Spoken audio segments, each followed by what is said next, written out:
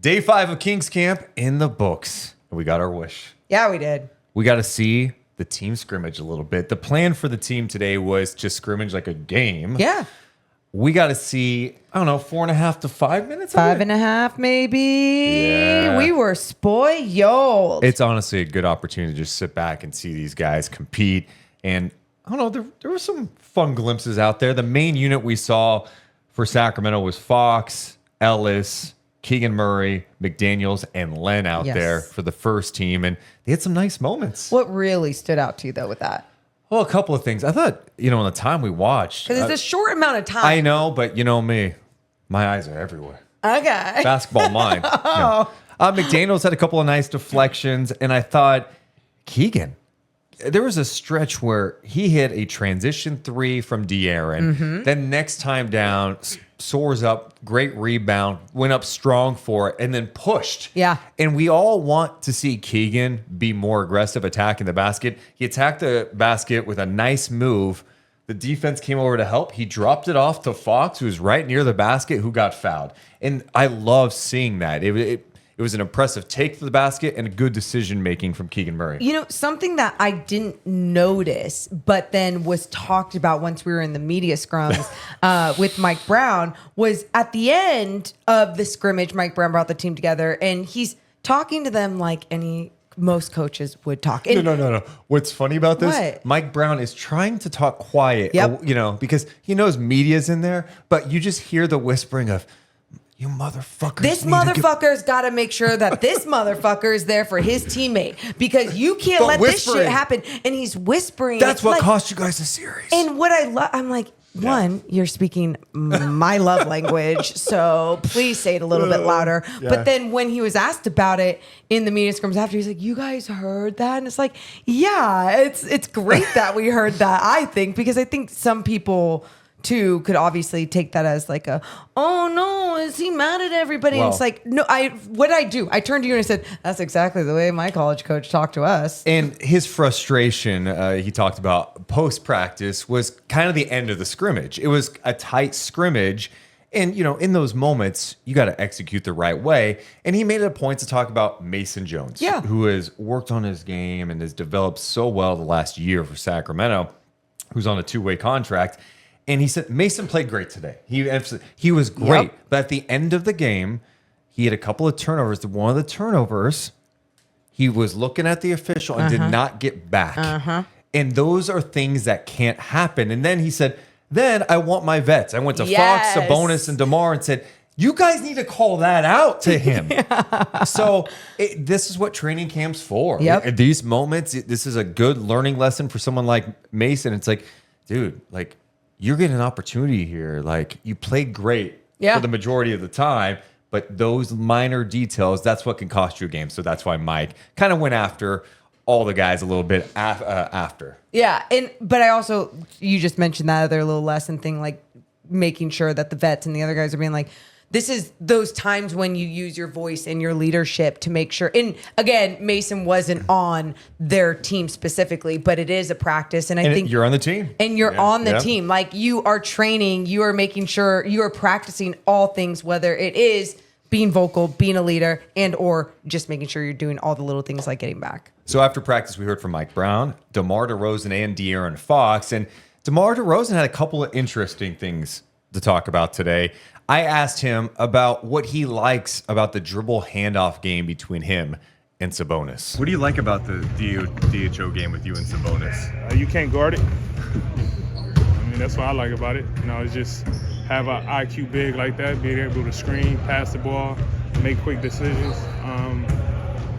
You got to make a decision. When I'm coming off, or if he's going to keep it, if he's going to score. It's just so many options out of that, and be able to play out of that. It makes it tough for defensive players to kind of make a decision on either one of us. Some high praise there from DeMar. He's like, unguardable. He's talking about that play being unguardable for the Kings. And he said it so quickly, too. And just the confidence in that. Yeah. And I think we've heard Mike Brown so many times talk about the DHO game as well. And the other day he was talking about, hey, there's going to be defenses that try to come underneath and they get lost, or try to come over and they get lost. And hearing those things from coach is one thing, but then when you hear it from the player that is actually going to be the one executing this on the floor, the confidence within DeMar DeRozan, again, it goes to Domas Sabonis being that big body, the timing, everything just feeling so good, so smooth together. Yeah, he also talked about Keon Ellis and what he has seen from him in training camp. Man, young guy, amazing. You didn't, I remember him last year a lot defensively, just things he was doing. But to be out there with him, to see his awareness, especially on the defensive end, is definitely amazing. And the way he's been shooting the ball, definitely amazing. So, he reminded me of one of those, Alex Caruso type of guys, and that's the type of player you want to have on your team. Somebody hard-nosed, go out there, do all the dirty work, and get down and dirty defensively for sure. Yeah, so much time is talked about, Keegan Murray as one of the Kings' young up-and-comers, right? Yeah. But you think about Keon Ellis, where he was at the start of camp last year as a two-way guy, uncertain about what kind of playing time he would get. It seems like he's now like a staple of what the Kings are trying to do. Yes. And when you hear DeMar, who played with Alex Caruso, compare him to Caruso, you kind of see that. A guy that is a ball hawk, who loves and embraces defense, deflections up there, and then can knock down the three. It's an interesting comp. Yeah, the comp is great too, because you think about the league when Alex Caruso was traded, it was, was this something that all other teams were looking for? Everyone, and apparently the Kings had interest. Yes, right? And there's a lot of teams that want that type of player. And the fact that DeMar DeRozan is talking about Keon like that in the same breath, you're going, okay, with more and more minutes, with more and more experience, Keon Ellis is going to keep gaining this same type of respect. But again, it goes to Keon just always putting in the work and just being that type of guy. Keon is and a lot of the Kings' young guys are, it's like, what do you need from me? I'll go do it. Oh, Keon's like, my role is to go out there, defend my ass off, pick up 94 feet, knock down open threes, is it make off a the decision. Bench? Is it in a starting role? I'm down. I'm doing it. I'm really excited about Keon's opportunity. I'm really excited about Keegan too, but I'm like, man, Keon has the ability really with that starting lineup to thrive. Well, and the fact, again, that we're seeing more and more people talk about him, and really the way that they are talking about him is not being like, this is such a great story. Oh, I love his journey and where he's come, and he's so cheap. No. It's like, whoa, this guy is shifting the is helping the identity of the defense become something else from what we saw at the end of last year. And now the Kings are in a spot where when you have Fox, Keon, and Keegan out there, that's 3+ defenders. Yes. That could be good news for the Sacramento Kings. Another topic that's seemingly a hot topic, really since Sabonis came to Sacramento, is Sabonis and the three-point shot, right? Even just taking more mid-range shots. And I had a chance to ask Mike Brown about Sabonis' three-point shooting. And the reason I'm looking at it is last year Sabonis shot a hair under 38%, took 1.1 attempts per game. It felt like that's an efficient number. If he's shooting 38%, let's go. We've talked about this so many times, Morgan. I'd like to see that number go up. Can it go up to 3, 4? Yes. Exactly. Get me more attempts. So I was curious to get Mike Brown's perspective on it. Here's what he had to say about Sabonis and his three-point attempts. Domas was pretty efficient from three last year on a lower volume. Would you like to see more three-point attempts from him this year? Where's the balance for him? Yeah, if he's open, he's worked really hard on it. He shot it, at a really high percentage for the volume that he did take him at, and so hey, in my opinion, increase it a little bit more. I'm not saying go from 1 to 14 a game or 13 a game, but you go from 1 to 3 to 5 a game and see where you are and see how the defense plays you, and if he's going to shoot it at the same clip or at least close to the same clip, now it's just going to create more space for everybody because his man has to step up a little higher to take away the open catch and shoot three. Has that been a point of emphasis, in conversations with him, maybe to do that? I've talked to him about it, and he's been working on it.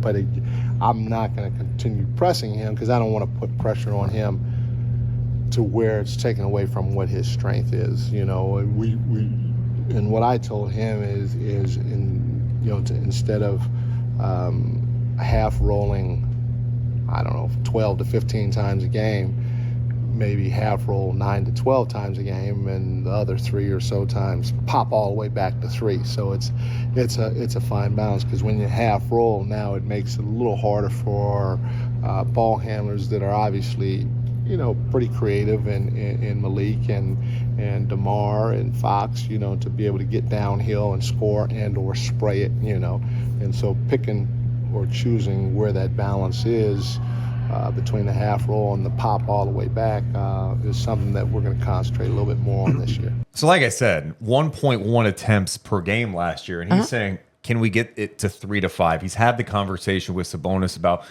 getting more opportunities on maybe a pick and pop instead of pick and roll all the time. If Sabonis can get to that number, and I'm not going to go to 5 right away. Great, don't. And I don't want him to overthink it either, but give me 3 attempts per game. If you're shooting that well, get it to 4. That could do wonders for the Kings offense and their spacing. It could do wonder for the Kings offense, but it could do wonders for his game as an individual as he keeps trying to evolve as a big in this league. And while so many, want to call him that undersized big, he's still doing his job down low in so many different ways, right? Like ending a defensive possession by grabbing that rebound. And I know sometimes you think, okay, well, pulling him out of there, is that not allowing him to do that main job? No, here's the thing to that though, Deuce, is how many times has Mike Brown, even in this training camp, talked about how he wants other people to crash, how he wants the guards to crash. I know Devin Carter isn't playing yet, but that was someone in college who was a rebounding guard. And you have to think about that possibly being the shift or the mentality. And if it is around 3 attempts, come on, 3 possessions where he's not in there battling, everyone else make sure that you're also doing your job. Yeah, and maybe if he can hit it efficiently, it's going to be really problematic for other teams. Didn't even think about that, The reality is, they're not going to... You're not going to guard Sabonis strong. It's not like they're going to have some hard-ass closeouts from opposing defenses. When he gets those looks, they're going to be open, and you need him not to hesitate. And then if he starts knocking them down on a consistent basis, then you're going to see that defense shift. And all of a sudden, that opens things up for some of the quick guards on Sacramento, from Fox, Monk's craftiness, DeMar DeRozan. You could see what they could do. And to your point, you know what? It'd be nice for him not to get his face knocked in 800 times a game. He's not going to have to worry about that as much if he's knocking down some more threes. Yeah, evolve your game. And like you said, the wonders, what it could do for this offense. And like Mike Brown said in that clip, you're not saying, hey, attempt 14 per game. Right. It's like just well, that's why I was curious. I was like, groove. Okay, I understand not 14, Mike. What's the number? And he said 3 to 5. And the example he used was interesting. He was talking about the short roll for Sabonis and how it's usually like 12 to 15 times a game for him on the short roll where he stops in that mid-range area or whatever. Well, he's saying, can you get that number to 9 to 12 and then pop a little more? Yep. And I think that's good that he's had that conversation. You just talked about the evolution of the game. I think Sabonis he's one of those guys that he is so conscious of trying to get his team involved. He's always looking to make a play. And sometimes the best play for him is just to take the shot, especially if you are shooting it at an efficient level. And it's an area of his game. We've seen him the last couple off seasons. He takes it, works on it all off season long. He's got to do it in the game. You can't get better at anything unless you're doing it. And I'm not saying doing it at practice. I'm saying you got to be doing it in game situations. And if he keeps the attempts around that number 2, you're not looking at this like, oh, why is he still shooting these threes? No, because he's trying to make sure he's adding that to his game. Yeah. And I first noticed it a couple of days ago at a scrimmage where I think it was a 2-man game with he and Fox, and he popped. I'm like, oh, interesting. We don't see that a ton. So the Kings have an off day on Sunday. Another practice on Monday, probably a light practice on Tuesday, and then Wednesday, the Warriors in town. Kings Warriors. That game will actually on ESPN as well. We can't wait for it. I am so excited. Even though this week was so fun, I just had so much fun with it. Being back in the gym. Yeah, I missed Kings basketball. The vibes feel good for me. Yeah. I don't want to say I just checked myself there because vibes around, you go to any training camp in the league, you see video, every person, the vibes seem really good. Everyone, spirited camp. It's you better be. It's the first week. If you guys are having infighting this week, if you're having issues now, probably not a good sign. Shit's gonna hit the fan all season long. But no, I guess for me personally, I get more and more optimistic about how tough this Kings offense could be to guard coming up this season. So I'm with you. I'm ready to go. Bring on Wednesday night. And also, reminder, you want tickets for our live show? Oh. Not many left. Not many left. I don't have the official update, but I can tell you it is closing in on a sellout. We're going to have 250 plus people in the building at Harlow's the night before the Sacramento Kings home opener against Minnesota. We are having a Deuce and Mo live experience. If you want to be there, go to harlows.com or go to the Harlow's box office. Yeah. Also, hit the thumbs up and subscribe. Deuce and Mo, Deuce and Mo, Deuce and Mo. They tell you what they know. Deuce and Mo, Deuce and Mo, Deuce and Mo.